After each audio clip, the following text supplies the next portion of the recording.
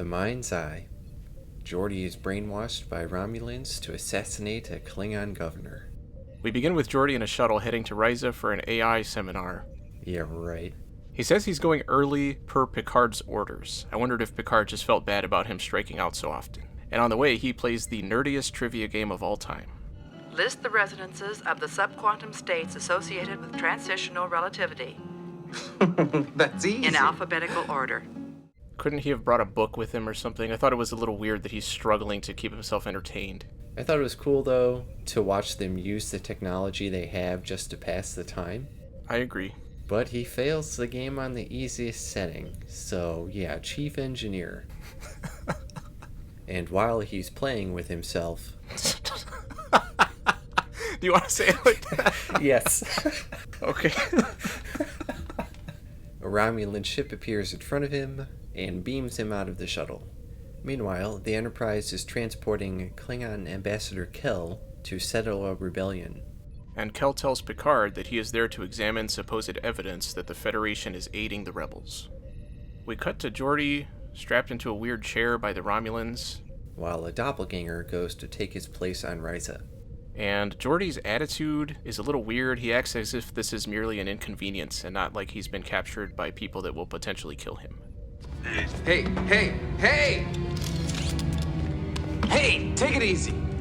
I like how they took the step of giving him a doppelganger, because it seems like an oversight that they miss fairly often in this show, where people would ask, "Where have you been?" or "What were you doing?" The Romulan in charge of the procedure explains to another Romulan in the shadows that the machine gives them access to Geordi's visual cortex and they can make him see whatever they want. So the basic plan is to control him without being detected.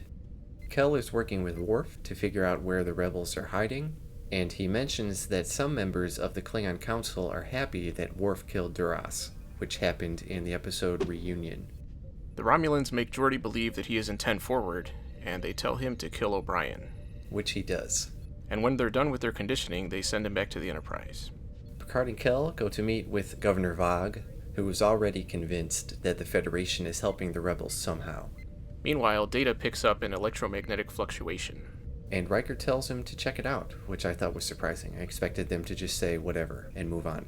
Then we see Troi talking to Geordi, and she says he is more relaxed than she's ever seen, and keeps pressing him for information about Risa, which reminded me of her questioning Beverly in The Host. She really is good at minding her own business. And she ends up disappointed that she didn't get any graphic sex stories out of him. Vogue shows Picard a weapon that was supposedly given to the rebels, and Picard requests to verify its authenticity. Then they start cussing the shit out of each other in Klingon, which was cool, but really came out of nowhere. Gentlemen. Imagine going to another country and arguing with somebody, and then suddenly switching to their language and just swearing at them. I don't have to imagine. Geordi goes to 10 forward where he sees O'Brien, and he walks over to him and spills his drink on him. I was surprised that nobody else called him out on it. He really took his time to do it intentionally. I'm sorry. He might as well have just gone, oops, 5 seconds before he did it. And O'Brien pretends not to be upset, but it's pretty obvious that he is. Geordi and Data are testing out the weapon they got from Vogue, and they find out it's not Starfleet issued because it is too efficient. Yeah, I thought that was funny. And Geordi tells the others that the Romulans must be behind it. But they do have an interest in driving the Federation and the Empire apart. Our alliance is the only thing that has kept them in check. Data finds another energy anomaly, like before, and he comes up with a plan to gain more information next time it happens. Geordi carries out his conditioning and redirects power from the transporters to beam weapons to the rebels. And then he erases the records of his activities. I like how that access panel was in the most inconvenient spot in that gigantic room. There are clearly other more accessible areas it could be. Great design, Dr. Brahms. And then Vogue contacts Picard to tell him that the transport was intercepted. On the bridge, Geordi says someone must have bypassed the transport sensors, but he's not sure how it was done. And they eventually trace it back to the cargo bay, and Worf doesn't really do a good job as chief of security. He asks who could have done it, and then accepts all their alibis without question, even though Geordi says he was alone in his quarters. I would think he would verify with the computer logs as to everyone's whereabouts, unless those were erased too. Kel says they're running out of time, and he suggests that Picard invite Vogue aboard to witness the investigation firsthand. Back in his quarters, Kel talks to Geordi while eating a Riker-level meal. How long are Klingon meal periods? Because they always have a ton of food, even if it's just one person. Do they eat all of it? Do they eat a little bit of everything and they just throw the rest away? I would wonder if he was just taking advantage of being on the Enterprise and being able to just tell the computer to make him whatever food he wanted. He tells Geordi to kill Vogue in front of everyone and say that he did it on behalf of Starfleet in support of the rebels. Geordi wakes up in his quarters from a nightmare. He decides to go to sickbay, where he interrupts Beverly in the middle of a game of Pac-Man on her computing device. Hi, Doc. Geordi, hi. But she doesn't find anything overly unusual.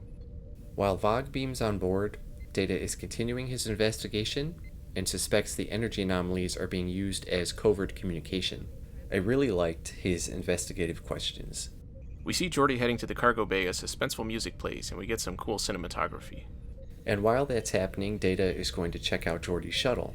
So it's clear he suspects Geordi is somehow involved, even if he's not directly responsible, and it would have made sense at this point to notify Worf that he should at least keep an eye on Geordi, but he doesn't. The computer tells him there are submicroscopic deformations, which it seems like that would probably happen just from normal usage. Submicroscopic deformations, meaning they are absolutely tiny. I mean, that's going to happen anyway if you're flying a ship through space. But the computer ends up telling him that it's consistent with the effect of a tractor beam. And when he examines the memory chips, he finds that they have been replicated in a way consistent with Romulan replication. Meanwhile, Geordi is still making his way to the cargo bay to assassinate Vogue. And Data tells Worf to stop Geordi. At the very last second.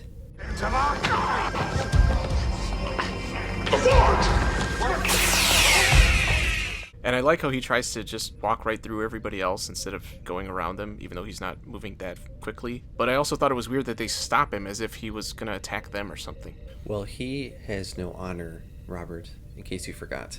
They don't want that patah walking around. And I'm actually fairly certain I used that word correctly. Then Data walks in and spills the whole plot. And then he says, The only two people who were with Commander LaForge all 3 times the transmission was recorded. Captain Picard and Ambassador Kel. And Kel is caught red-handed. And I really liked how he knew he was super f***ed when the Klingons say that they'll handle it on their own.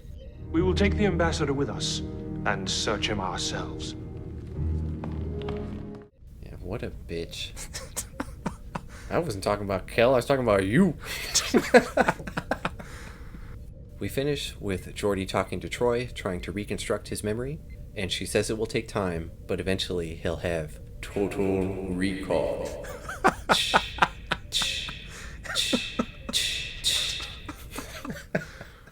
The Mind's Eye. Overall, This was a unique episode, and I liked that we knew what was really happening from the start.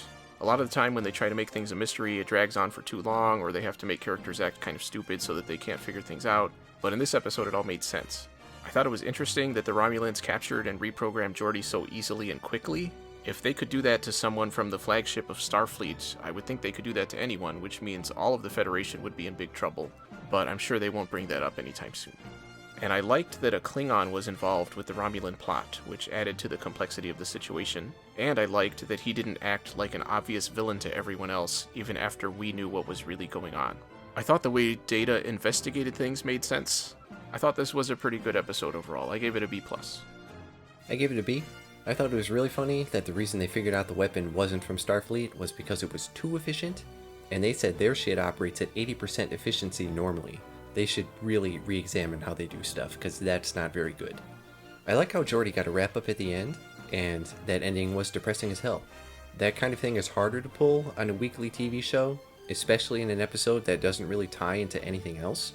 I can't imagine the earlier seasons trying to pull something like that. It seems really easy in this show to implant false memories and just have people believe whatever you want them to believe, and even the Enterprise crew has done it.